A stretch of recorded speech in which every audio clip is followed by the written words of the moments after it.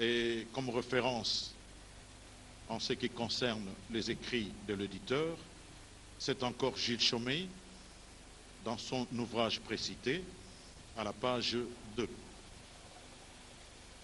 Le Conseil de guerre évoque dans son jugement le fait, nous citons, que les nommés Kimbangu, en répandant des faux bruits de guérison et de résurrection, en se posant en envoyé de Dieu, jeta l'alarme dans l'esprit des populations indigènes, porta atteinte à la tranquillité publique, qu'il a affirmé son prestige en répandant de faux bruits de miracles, en tenant des séances de guérisseurs d'hommes et d'envoyés de Dieu dans son village.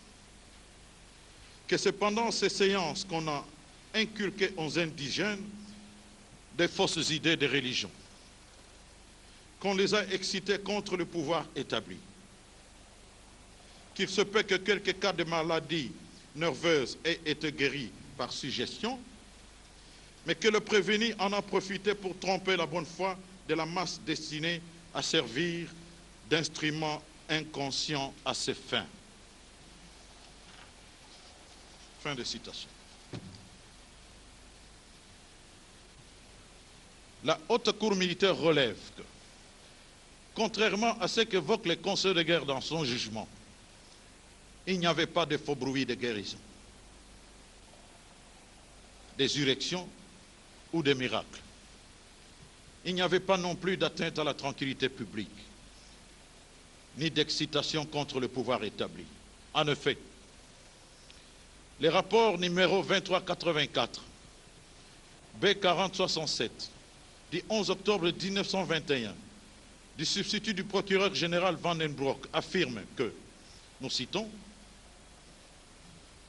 l'enquête définitive confirme en toute évidence que non seulement ce Kimbangu n'a obéi à aucune influence étrangère et son action n'a poursuivi aucun but politique, que donc le jugement rendu en la cause proclamant que Kimbangu a sciemment répandu les faux bruits de nature à alarmer la population est contredit par toutes les données de l'instruction.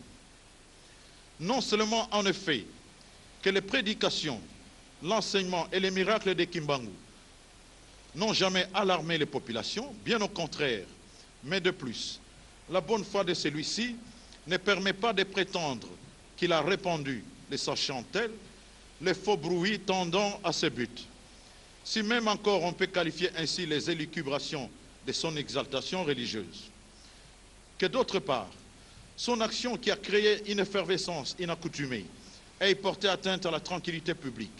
Cela est évident, mais il est à remarquer que cet fait n'est qu'une conséquence de son fait et non le but recherché. Prétendre par contre que le prophète a excité les populations contre le pouvoir établi et chercher à compromettre la sûreté de l'État, ce dont il se défend, ne sont que des allégations dont on a vainement cherché la confirmation dans les éléments du dossier. Si du point de vue légal, la base de la condamnation doit être réputée fragile, son exécution au point de vue politique, considération dont on peut se désintéresser dans un cas de ce genre, ne paraît pas à préconiser. Fin de citation. Dans ses commentaires, Gilles Chaumet dit qu'il était certain que toutes les conditions étaient réunies en Kamba pour que s'opèrent certaines guérisons, soulignant qu'à des aveugles, la vie était rendue. Les paralytiques se levaient et marchaient, et des muets se mettaient à parler. Comme référence, Gilles Chaumet, Opère et Citato, pages 13 et 14. Martin révèle dans ses commentaires que Kimbangu guérit à Gombe Kinsuka l'a nommé Kiantondo, en commun depuis plusieurs jours. Il s'ensuit d'autres miracles. Il s'en est suivi donc. D'autres miracles, notamment la résurrection de Dina, décédée en Tumba vers Tesville. Celle de Kiabeloa, Alphonse, âgé de 7 ans, et d'un enfant jumeau décédé en Zundu à l'âge de 3 semaines. Le recouvrement de la vue de M. Ngoma et la guérison d'un paralytique nommé Matukuba. comme référence Martin dans son ouvrage intitulé Simon Kimbangu, un prophète et son Église, édition du SOC, Lausanne, 1981, pages 62 et 63. Le Conseil de guerre retient en outre dans son jugement: le but poursuivi était celui de détruire l'autorité de l'État. La secte des prophètes doit être considérée, organisée pour porter atteinte à la sûreté de l'État, secte cachée sous le voile d'une nouvelle religion, mais tendant à démolir le régime actuel. La religion n'est qu'un moyen pour exciter et exalter la croyance des populations. Les foules impressionnées et poussées par la force du fanatisme doivent souvent servir d'instrument pour atteindre le but final. La haute cour militaire considère que cette version de fait n'est pas exacte, étant donné que le but poursuivi par Kimbangu n'était pas celui de détruire l'autorité de l'État et qu'il ne s'agissait pas d'une secte cachée sous le voile d'une nouvelle religion pour atteinte à la sûreté de l'État. En effet, s'agissant particulièrement d'une secte sous le voile d'une nouvelle religion, l'administrateur territorial Morel eut l'impression que Kimbangu voulait créer une religion qui correspondait à la mentalité de Noir. Gilles Chaumet, Obside, page 30. Le révérend père rédemptoriste nommé Deron reconnaîtra que, nous citons, le kimbanguisme a laissé de bons effets. Les danses condamnées ont été enrayées. Les fétiches ont été jetés dans la rivière et dans la brousse. Fin des citations. C'est aussi Gilles Chaumet, au père Titato, pages 15 et 16. Pour le révérend père Dufonteny, les kimbanguistes sont si peu agressifs sur cette question religieuse que même louent notre enseignement. Le père n'enseigne que du bien. Sa religion est des dieux, mais la nôtre aussi. De deux côtés, c'est la religion des dieux, Malongi Manzambi.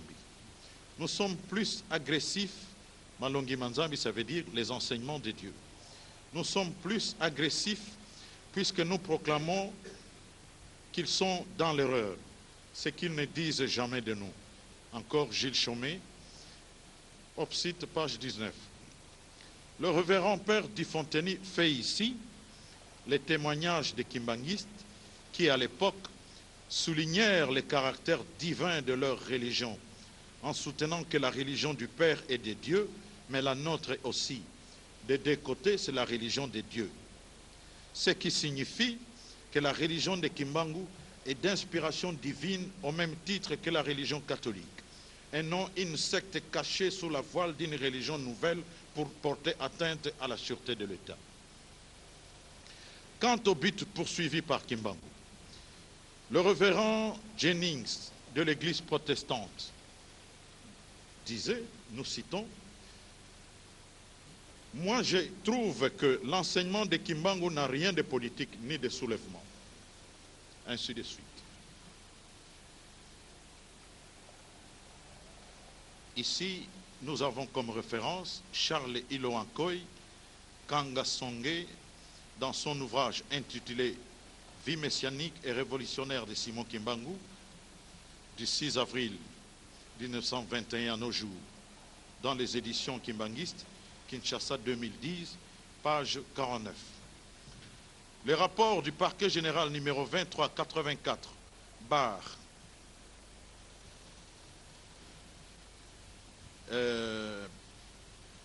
B4063 du 11 octobre 1921, relatif au recours en grâce après la condamnation de Kimbangu, affirme que selon l'enquête définitive, Kimbangu ne poursuivait pas un but politique.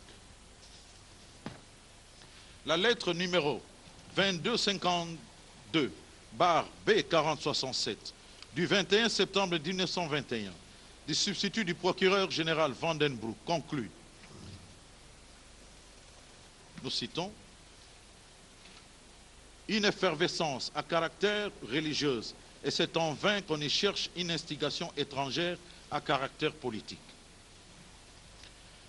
Le jugement soutient enfin dans ses motifs que, nous citons, La doctrine de Kimbangu a été cause d'une grève manquée, d'abstention au travail d'un grand nombre de travailleurs, que s'il est vrai que l'hostilité contre les pouvoirs établis a été manifestée jusqu'à présent par des chants séditieux, injures, outrages et quelques rébellions isolées, il est pourtant vrai que la marche des événements pourrait fatalement conduire à la grande révolte.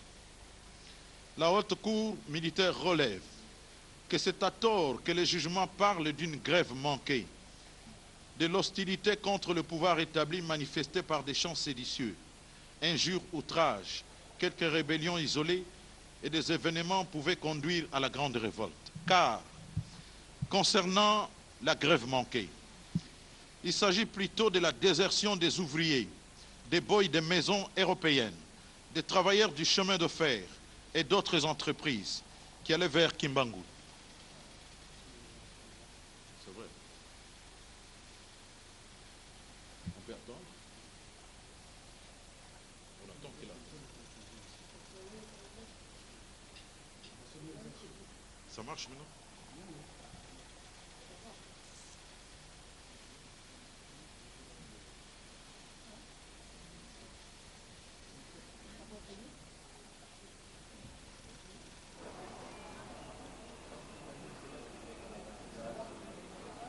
Ça marche maintenant? On peut continuer. Nous reprenons Adam. Nous reprenons ce que nous avons lu tout à l'heure. Le jugement soutient enfin dans ses motifs que la doctrine de Kimbangu a été cause d'une grève manquée, d'abstention au travail d'un grand nombre de travailleurs, que s'il est vrai que l'hostilité contre les pouvoirs établis a été manifestée jusqu'à présent par des chants séditieux, injures, outrages et quelques rébellions isolées, il est pourtant vrai que la marche des événements pourrait fatalement conduire à la grande révolte.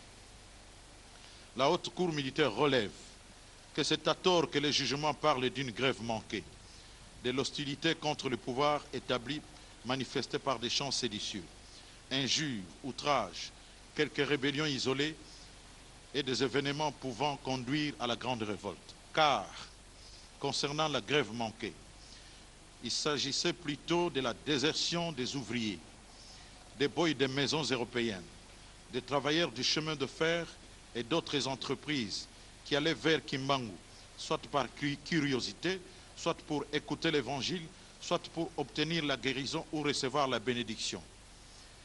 Comme référence, Gilles Chaumet, Opsite, page 11 et 17. Et aussi, Charles Iloankoy, Opsite, page 44. D'ailleurs, les rapports numéro 38-63 du vice-gouverneur soutient qu'aucune violence n'est commise par les indigènes et la grève que l'on craignait au chemin de fer ne s'est pas produite. Il ressort aussi du rapport numéro 139/966-D du 28 août 1921 de M. Cornet, substitut du procureur près le parquet de première instance de Boma, que Kimbangu possédait par la force divine, enseignait et guérissait en Kamba où les foules affluaient pour entendre ses enseignements et obtenir la guérison de ces dont elles souffraient. S'agissant de l'hostilité contre le pouvoir établi, des chants séditieux, injures, outrages, de quelques rébellions isolées et des événements pouvaient conduire à la grande révolte. Le révérend Jennings de l'Église protestante le refute en disant, nous citons, « Moi je trouve que l'enseignement de Kimbangu n'a rien de politique ni de soulèvement. L'enseignement de Kimbangu condamne le fétiche, les danses lascives, la polygamie. Kimbangu enseigne à son peuple l'amour du prochain, l'obéissance à la hiérarchie et le respect des commandements de Dieu. Personnellement, je ne vois pas la raison pour laquelle nous voulons à tout prix combattre cet homme.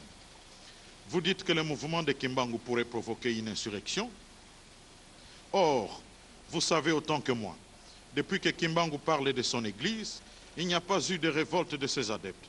En aucun moment, le sang d'un blanc n'a été répandu. » Et ces écrits se trouvent dans l'ouvrage de Charles Iloankoy à la page 49.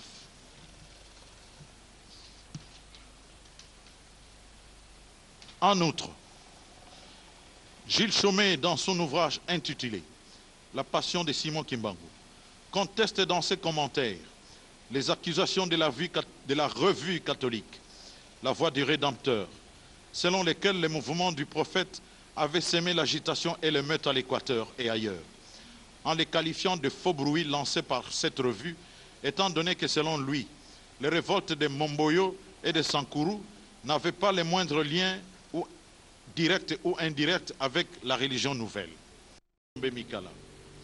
De proclamer Simon Kimbangu, envoyé spécial de notre Seigneur Jésus-Christ et libérateur de l'homme noir en particulier et en général de l'homme opprimé.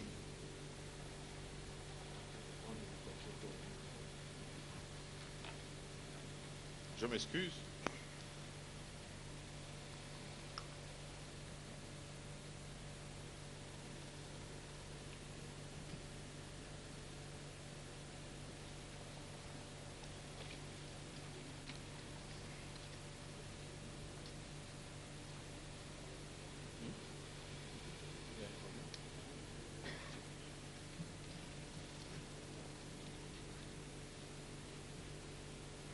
Maintenant vient l'analyse des moyens des partis par la haute cour militaire.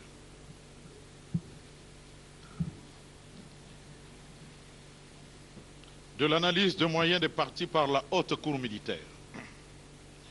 D'entrée des jeux, la haute cour militaire fait remarquer que le pouvoir en révision est destiné à corriger les erreurs judiciaires de fait. Et comme référence, c'est Bernard Bouloc, Gaston Stéphanie et Georges Levasseur qui le disent dans leur ouvrage intitulé « Procédure pénale », 20e édition Dalloz, Paris 2006, page 939, numéro 960. Avant d'analyser les moyens présentés par les partis, il convient de rappeler d'abord la base légale de la révision. Comme les fondements de la requête reposent sur les faits nouveaux, il y a lieu d'en examiner aussi l'acception propre au regard de la jurisprudence et de la doctrine. Au plan légal, l'article 310 du Code judiciaire militaire dispose ce qui suit. La révision peut être demandée, quelle que soit la juridiction militaire qui a statué, par toute personne reconnue auteur d'une infraction relevant de la compétence des juridictions militaires, lorsque 1. Après une condamnation, intervient un fait nouveau susceptible d'établir l'innocence du condamné. 2. Après une condamnation, une nouvelle décision judiciaire pour le même fait incriminé, ne pouvant se concilier entre elles, constitue pour l'un ou l'autre condamné la preuve de son innocence. 3. Après condamnation pour homicide, de preuves nouvelles présentées sont de nature à établir que la prétendue victime d'homicide est en vie. 4. De témoins entendus. Un de témoins entendus a été postérieurement à la condamnation poursuivi et condamné pour faux témoignage contre l'accusé ou le prévenu. L'article 311 du Code judiciaire militaire dispose: le droit de demander la révision appartient, dans le premier cas, à l'auditeur général des Forces armées, d'office ou sur injonction du ministre de la Justice ou du ministre de la Défense. Dans les trois derniers cas, 1. Au ministre de la Justice ou ministre de la Défense, d'office, après avoir pris l'avis de l'auditeur général des Forces armées, ou à la requête du condamné, ou en cas d'incapacité, à son représentant légal, en son conjoint, en cas d'absence déclarée ou de mort. 2. À l'auditeur général des Forces armées. 3. Au condamné ou à ce représentant visé ci-dessus. La haute cour militaire est saisie par l'auditeur général des Forces armées sur injonction du ministre de la Justice ou du ministre de la Défense, d'office ou à la requête des parties. De l'acception des faits nouveaux. Au plan jurisprudentiel, ne disposant d'aucune référence jurisprudentielle en matière de révision en République démocratique du Congo, la Haute Cour militaire a recouru à la jurisprudence étrangère, notamment belge et française, pour mieux appréhender les concepts du fait nouveau. En effet, il a été jugé que peuvent constituer des faits nouveaux justifiant la révision de la condamnation, le fait qui fait naître un doute sérieux sur la culpabilité du condamné. Cour de cassation française, 26 juin 1896, DP 18 97 1 54, et puis Cour de cassation française, 6 août 1897, DP 1900 1 142. Des témoignages nouveaux, non suspects. Cour de cassation française, 9 décembre 1918. Revue droit pénal, 1920.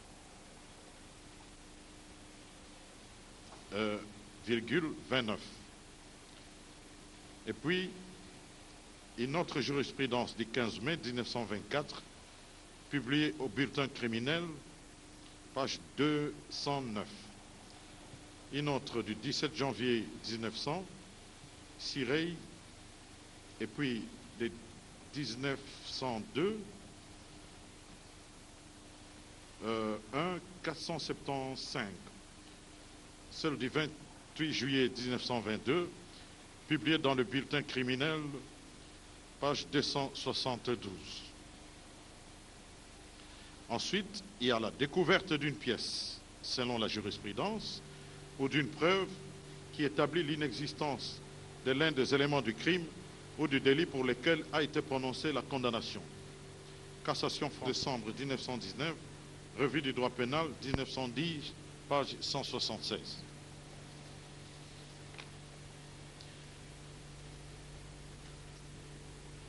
Encore, selon toujours la jurisprudence, peut constituer un fait nouveau.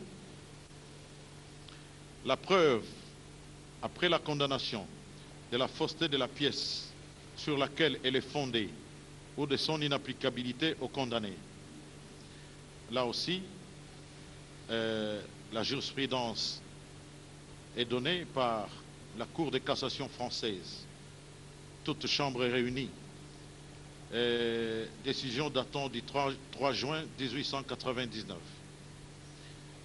Et puis, la décision de la même Cour du 12 juillet 1906, et la même Cour aussi a rendu une décision dans ce sens le 16 décembre 1911. Et aussi en 1912, 4 pages 98, c'est-à-dire c'est la page du document sur lequel cette décision a été publiée. Et aussi, toujours selon la jurisprudence, l'erreur de droit du juge qui a prononcé la condamnation ne constitue pas un fait nouveau justifiant une demande en révision, tout comme la condamnation à une peine illégale. Ça provient des pandectes belges, 5e révision, numéro 50. Et puis la Cour de cassation belge, 4 octobre 1897, page 282, donc la page de la revue dans laquelle cette décision a été citée. Alors, ces jurisprudences ont été citées par Émile Brunet, Jean Servet, Charles Resto, dans le répertoire pratique du droit belge, édition Établissement Émile Bruyant, Bruxelles, Librairie générale de droit et de jurisprudence, Paris 1940, pages 531 et 532, numéros 63, 67, 77, 78 et 80. La doctrine donne par contre quelques définitions. Au plan doctrinal, le fait nouveau constitue un élément inconnu de la juridiction au jour du procès, de nature à faire naître un doute sur la culpabilité du condamné. Il vise non seulement le fait qui s'est produit après la condamnation, mais même le fait entièrement inconnu lors du débat. Comme référence, Bernard Bouloc, Gaston Stéphanie, Georges Levasseur, dans leur ouvrage intitulé Procédure pénale, 20e édition Dalloz, Paris 2006, page 942, numéro 962. Le fait nouveau comme cause de révision vise les cas où un fait vient à se produire ou à se révéler, ou si des pièces inconnues lors du départ viennent à être représentées de nature à établir l'innocence du condamné. Comme référence, Émile Brunet, donc même référence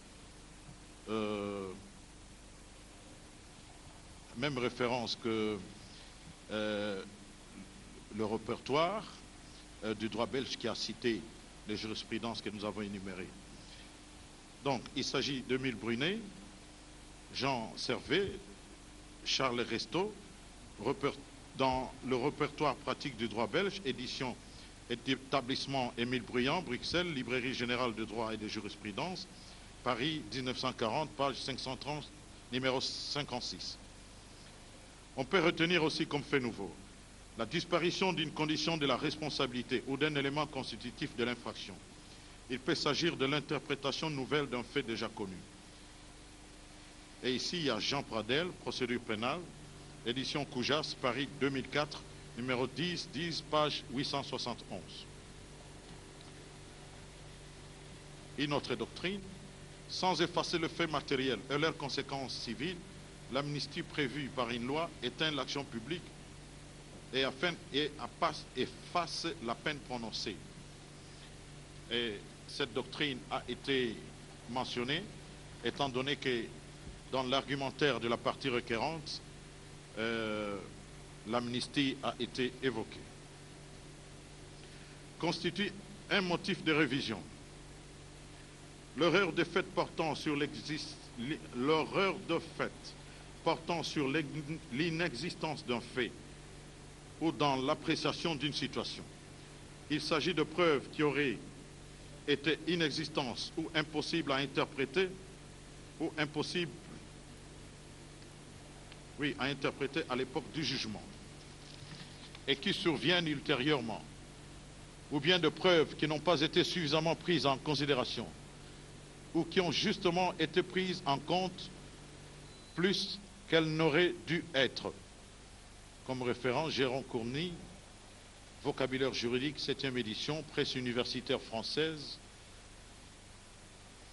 Paris 2005, SBN 210 550 975, page 3363. De l'analyse proprement dite de moyens par la Haute Cour militaire. Cette analyse s'articule autour de 5 points, à savoir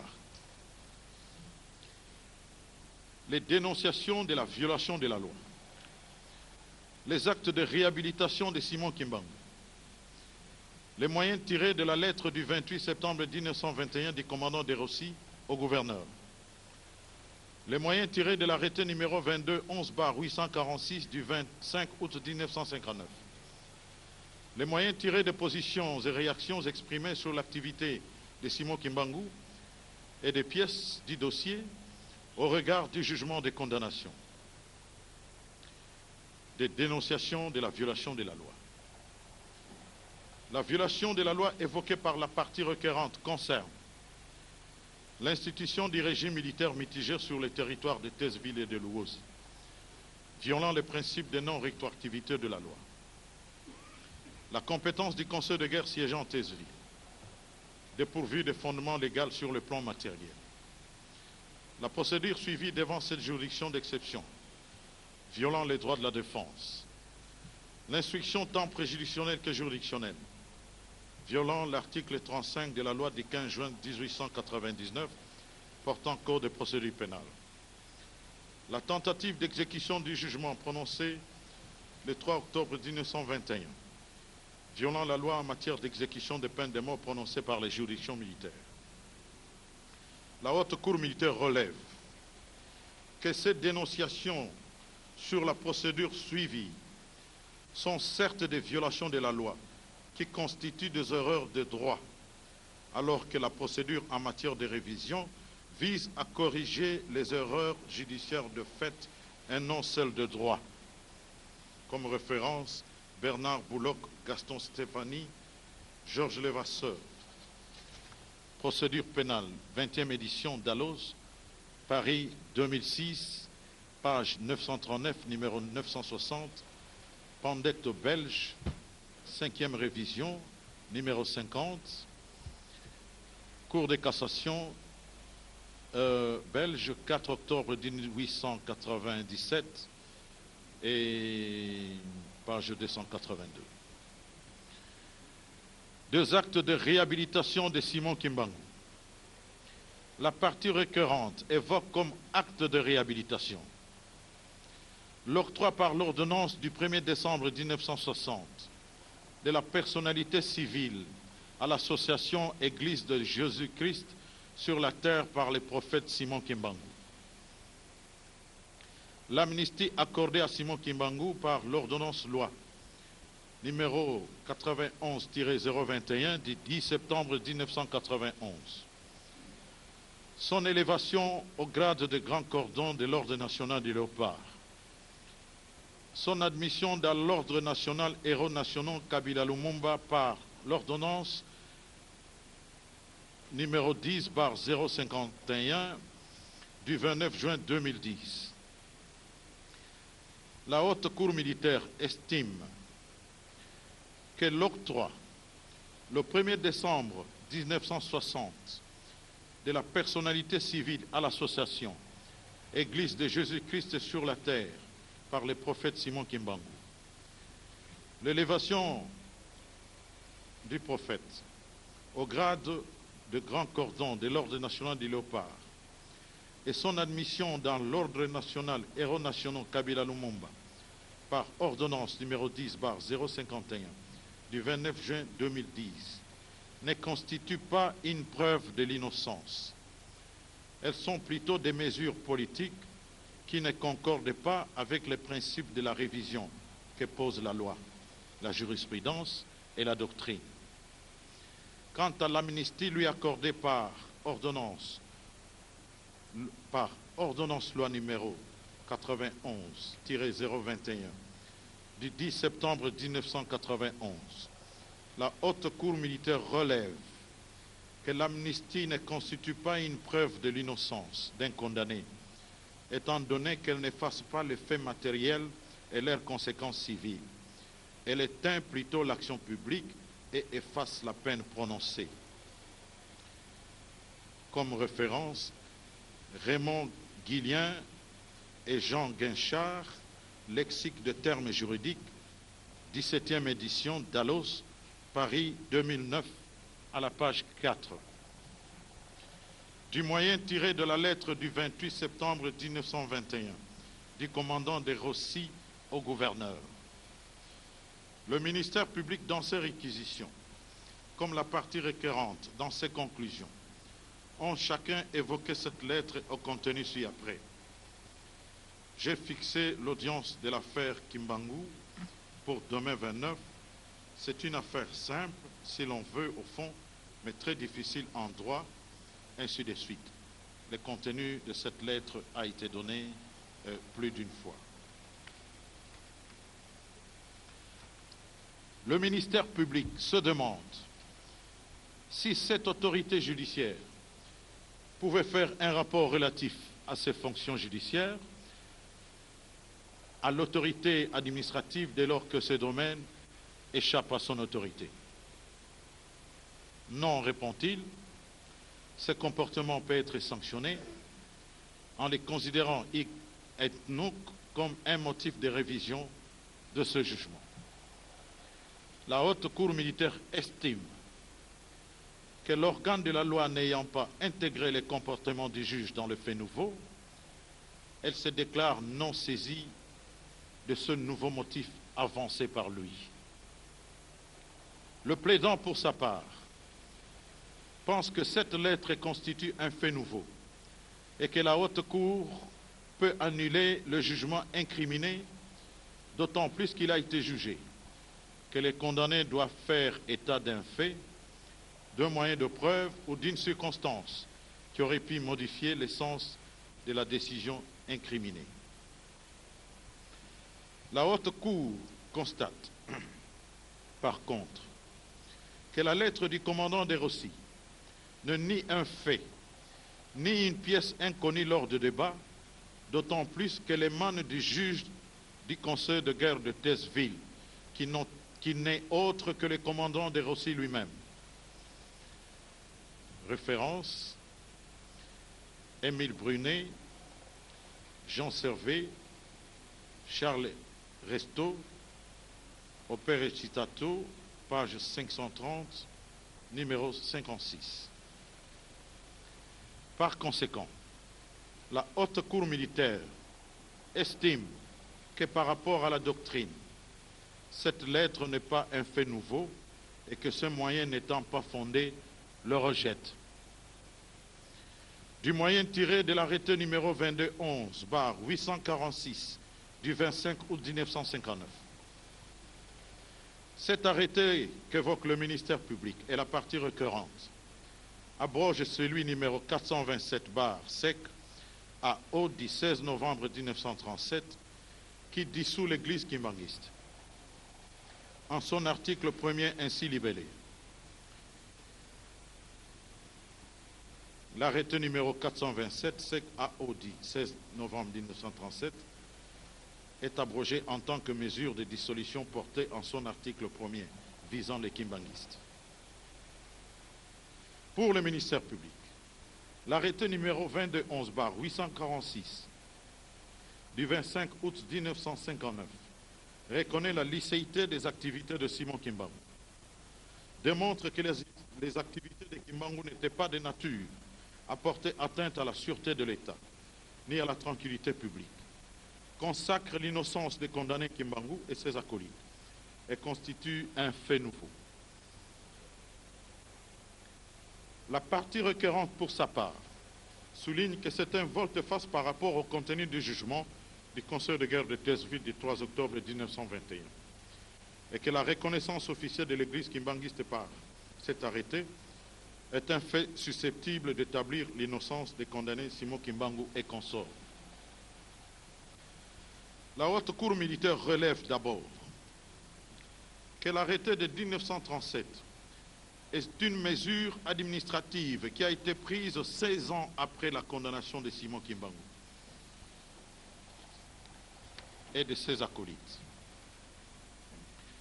dans l'espoir de mettre définitivement fin à ces mouvements qui se répandaient de plus en plus. Les pressions de l'opinion africaine, le mouvement de l'indépendance et le besoin de la réconciliation ont concouru à la prise de l'arrêté de 1959. Cette dernière considération d'ordre socio-politico-administratif n'ont aucun lien avec la condamnation et par conséquent ne peuvent être retenues comme faits nouveaux qui cadrent avec les principes énoncés si haut. La Haute Cour trouve en conséquence ces moyens non fondés et le rejette. La Haute Cour relève, parmi ces demandes formulées en définitive, la partie requérante voudrait que la Haute Cour militaire proclame Simon Kimbangu envoyé spécial de notre Seigneur Jésus-Christ et libérateur de l'homme noir en particulier et en général de l'homme opprimé. La Haute Cour militaire relève à ce sujet que cette proclamation revêt un caractère à la fois religieux et politique et que de ce fait, elle n'est pas du domaine des compétences des cours et tribunaux.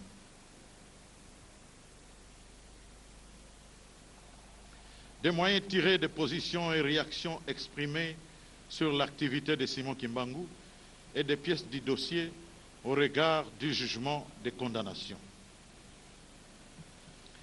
Le Conseil de guerre de Thèsville relate dans son jugement les faits qui, pour lui, justifient la condamnation de Simon Kimbangu et de ses compagnons, et que la Haute Cour militaire analyse comme suite. Le Conseil de guerre, dans son jugement, affirme qu'il est établi que le 11 mai 1921, au village d'Inkamba, l'administrateur du territoire des Cataractes Sud dut subir les volontés des prophètes, de leurs aides et des bandes d'indigènes qui étaient réunis. Que le 16 juin suivant, le même fonctionnaire chargé de procéder à l'arrestation du prophète en chef, Kimbangu, y fut violemment attaqué par la foule et que 2 de ses soldats y furent blessés à coups de pierre et de couteau. Que les foules réunies par les prophètes étaient manifestement hostiles à l'État. La haute cour militaire relève que cette affirmation n'est pas conforme aux faits réels, puisqu'elle est contredite par l'administration coloniale de l'époque et par le révérend père Dufontaine. En effet, Monsieur le vice-gouverneur Rutten affirme qu'il ne régnait à Léopoldville aucune inquiétude et qu'il n'avait pas connaissance d'une agitation ou d'un mécontentement quelconque, et encore moins de la constitution d'une armée de Noirs. Référence Gilles Chaumet, La Passion de Simon Kimbangu, c'est son ouvrage donc qui est ainsi intitulé. 1921-1951, édition Les Amis de Présence Africaine, Bruxelles, 1959, page 31. Monsieur Deleval, commissaire des districts, refusa de prendre des mesures de rigueur. Encore Gilles Chaumet, Opère et Chitato, page 30.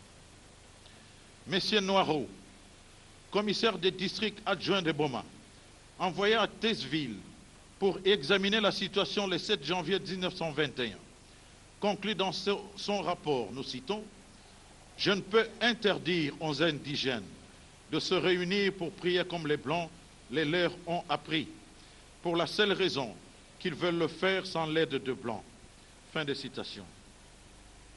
Référence, journal Patentatu, numéro 89, du 12 octobre 2010, pages 5 et 6. Monsieur Morel, administrateur du territoire de Tesseville, ne voulait pas prendre la responsabilité d'arrêter Kimbangu, ne voyant pas comment justifier une telle arrestation. Encore Gilles Chaumet, Obsite, page 30. L'administration coloniale pouvait conduire à la grande révolte. Le révérend Jennings de l'Église protestante le refute en disant, nous citons, « Moi je trouve que l'enseignement de Kimbangu n'a rien de politique ni de soulèvement. L'enseignement de Kimbangu condamne le fétiche, les danses lascives, la polygamie. Kimbangu enseigne à son peuple l'amour du prochain, l'obéissance à la hiérarchie et le respect des commandements de Dieu. Personnellement, je ne vois pas la raison pour laquelle nous voulons à tout prix combattre cet homme. Vous dites que le mouvement de Kimbangu pourrait provoquer une insurrection. Or, vous savez autant que moi, depuis que Kimbangu parle de son église, il n'y a pas eu de révolte de ses adeptes. En aucun moment, le sang d'un blanc n'a été répandu. Et ces écrits se trouvent dans l'ouvrage de Charles Iloankoy à la page 49.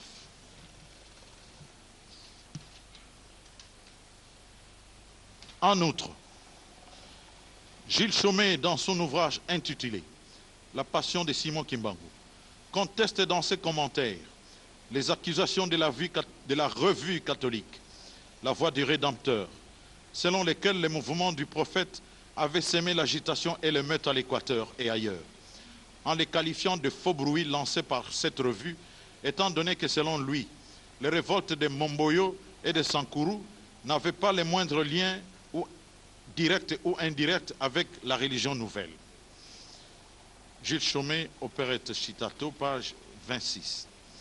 Il ajoute qu'à aucun moment, jusqu'à l'arrestation de Simon Kimbangu, il n'y a eu de révolte ou même de semblant de révolte chez les adeptes de Simon Kimbangu. En aucun moment, le sang d'un blanc a été répandu. Gilles Chaumet, Opérette Chitato, page 24. En plus, les allégations selon lesquelles les prophètes avaient des relations avec le mouvement nègre des États-Unis et de l'Europe sont fausses, d'autant plus que Kimbangu n'était nullement en contact avec des pays étrangers, ainsi que le prouve la lettre numéro 2252/B4067 du 21 septembre 1921 et celle numéro 2384/B4067 du 11 octobre 1921 du substitut du procureur général au gouverneur général dont les contenus venaient d'être donnés. La haute cour militaire estime que les conseils de guerre de Tazeville, en considérant l'activité de Simon Kimbangu comme de nature à troubler l'ordre public, à inciter les populations contre le pouvoir établi, a eu une perception erronée de fait qui constitue un motif de religion. Bon, ça va, on peut continuer.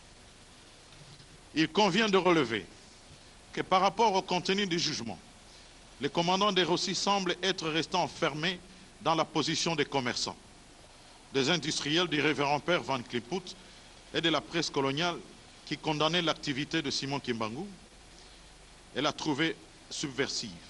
En effet, le jugement rendu le 3 octobre 1921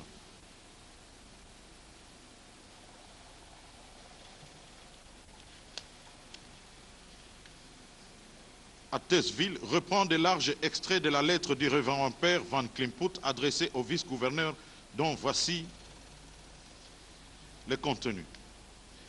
En faisant répandre sciemment de faux bruits, de guérisons et de résurrections, et en se posant en envoyé de Dieu, en faisant expliquer les textes de la Bible de sa façon, Simon Kimbangu s'est érigé en rédempteur et sauveur de la race noire, en désignant les Blancs comme ennemis, en l'appelant comme ennemi abominable, secte cachée sous la voile d'une nouvelle religion, mais tendant à démolir le régime actuel. La religion n'est qu'un moyen pour exciter et exalter la croyance des populations.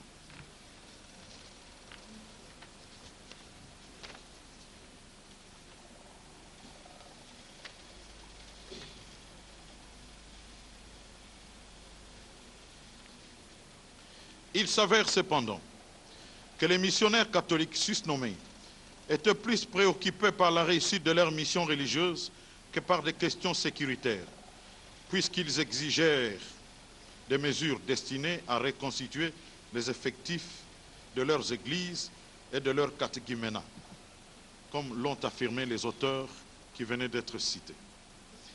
Que leurs réactions ont été consécutives à la désertion constatée au sein de leurs églises et catéchuménats de fidèles pour aller suivre les enseignements de Simon Kimbangu, et que les nécessités de rétablissement de l'ordre public n'étaient qu'un prétexte. Comme référence, Charles Iloankoy, au père Echitato, page 45, et aussi Gilles Chaumet, au père Echitato, page 24-25. Les réactions des commerçants et industriels étaient plus motivées par leurs intérêts économiques et commerciaux et non sécuritaires lorsqu'ils disent, nous citons, « l'exécution de Kimbangu redonnera au commerce un peu de prospérité ». Fin de citation. Et que ces réactions étaient consécutives, nous citons, à la désertion de leurs travailleurs constatée au sein de leurs entreprises comme Sonatra, Citas, Huileries du Congo belge, Cimenterie de Lukala, et tant d'autres. Fin de citation, c'est toujours Jules Chaumet, au père Echitato, page 26-28. La position de la presse coloniale a les mêmes motivations que les commerçants industriels, puisqu'ils avaient aussi des intérêts commerciaux à défendre. Les différentes prises de position des commerçants industriels, de quelques missionnaires catholiques et de la presse coloniale sont en somme intéressés et liés aux intérêts susvisés.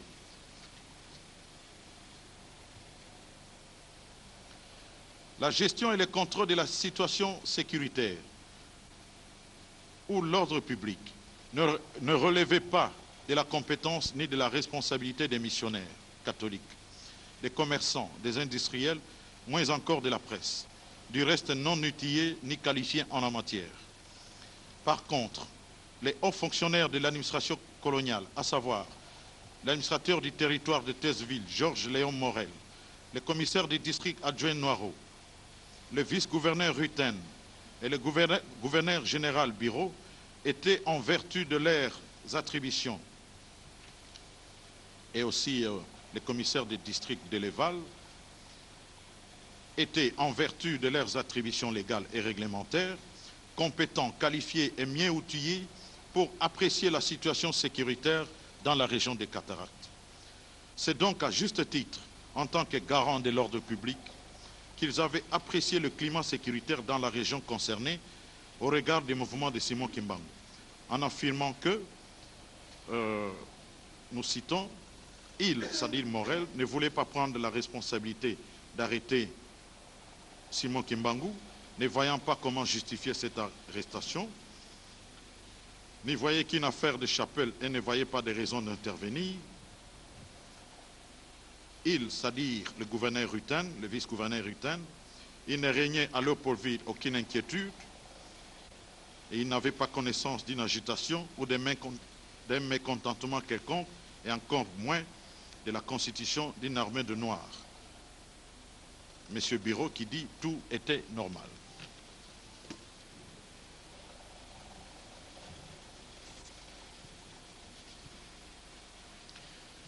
Sous l'impulsion du nouveau vice-gouverneur nommé pour la province du Congo-Kasaï, en la personne de M. Dessan et du remplaçant du juge civil de Nice à Thèseville, le commandant de Rossi, tous deux réputés très durs, la région de Thèseville est placée sous le régime militaire mitigé et s'en suivra l'arrestation et la condamnation de Simon Kimbangu et de ses compagnons, alors que les autorités administratives et judiciaires qui avaient examiné cette affaire avant n'avaient retenu aucune charge contre l'activité du prophète. La haute cour militaire considère que cette nouvelle tournure que connaît l'affaire Kimbangu signifie que M. Dessan et le commandant de Rossi avaient été induits en erreur par les commerçants, les industriels, la presse coloniale et les missionnaires catholiques, particulièrement le révérend père Van Klimput. D'ailleurs, les témoignages des autorités administratives comme Rutten, Deleval, Noireau, Morel et celui du révérend Jennings démontrent que le juge avait eu une perception erronée de fait. La découverte de pièces telles que la lettre numéro 47-44 du 12 juillet 1921 du gouverneur général au procureur sur les incidents cataractes, la lettre numéro 38-63 du 14 août 1921 du vice-gouverneur général du Congo-Kasaï au gouverneur général sur les mouvements Kimbangu, le rapport numéro 139-966D du 28 août 1921 de M. Cornet, substitut du procureur près le parquet de première instance de Boma, au procureur général de la colonie. La lettre numéro 2252 B4067 du 21 septembre 1921 d'un substitut du procureur général au gouverneur général sur les mouvements Kimbangu.